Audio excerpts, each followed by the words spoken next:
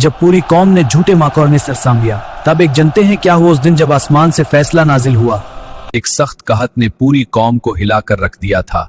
जमीन सूख चुकी थी और लोग अल्लाह को छोड़कर बाल को पुकारने लगे, समझने लगे कि वही बारिश देता है। क्या तुम बाल को पुकारते हो और सबसे बेहतर पैदा करने वाले को छोड़ देते हो? आज फैसला होगा, जो आसमान से आग भेजे वही सच्चा रब होगा। वो पुकारते रहे लेकिन कोई जवाब ना आया। फिर अल्लाह का नबी ने अल्लाह को पुकारा और फिर अल्लाह ने अपनी कुदरत का इजहार किया और आसमान से आग नाजिल हो गई।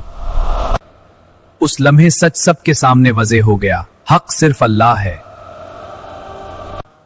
जब कौम ने तौबा की तो रहमत की बारिश भी नाजिल हो गई। ये पूरा असर वक़िया तफसील से देखने के लिए अभी हमारे चैनल को सब्सक्राइब करें और इनबॉक्स में हज़रत इलियास लिखकर मैसेज करें ताकि आपको पूरी कहानी सबसे पहले मिल सके।